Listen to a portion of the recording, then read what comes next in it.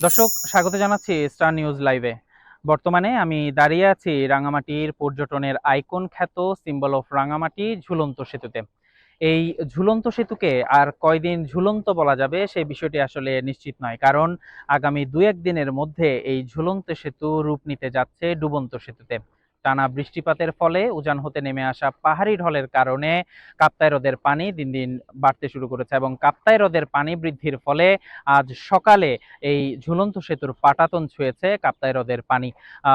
যারা বাইরে থেকে পর্যটকরা আসছেন, এই পর্যটকদের কাছে একটি হতাশার গল্প হতে শুরু করবে আর কয়েকদিনের মধ্যেই এই ঝুলন্ত সেতু। দর্শক, আপনাদেরকে একটু দেখানোর চেষ্টা করব ঝুলন্ত সেতুর যে বর্তমান পরিস্থিতি সেটি। আজ সকাল থেকে আসলে কাপ্তাই হ্রদের পানি বৃদ্ধি পাওয়ার ফলে ঝুলন্ত সেতুর পাটাতনে উঠতে শুরু করেছে পানি। তো কাপ্তাই হ্রদের টানা বৃষ্টিপাত যদি অব্যাহত থাকে তাহলে কাপ্তাই হ্রদের পানি আরো বৃদ্ধি পাবে।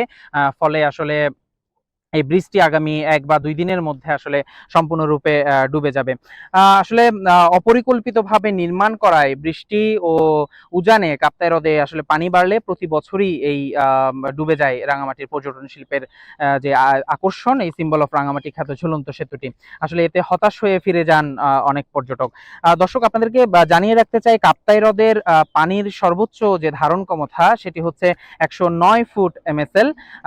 তো ১০৪ এমএসএল এর একটু বেশি হলেই ডুবে যায় এই সেতুটি।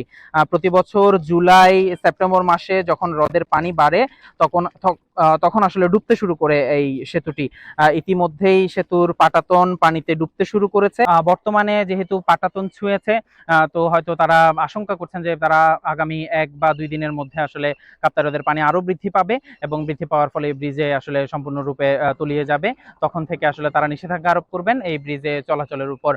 তো বর্তমানে কিছু পর্যটক আমরা দেখতে পাচ্ছি যারা এসেছেন, যারা এখনো পর্যন্ত ভ্রমণ করছেন, তবে আসলে আগামী কয়দিন তারা এই ঝুলন্ত সেতু উপভোগ করতে পারবেন সে বিষয়টা আসলে নিশ্চিত নয়। তো রাঙামাটির পর্যটন আইকন খ্যাত ঝুলন্ত সেতু থেকে এই ছিল আমার কাছে পর্যটন ঝুলন্ত সেতুর সর্বশেষ।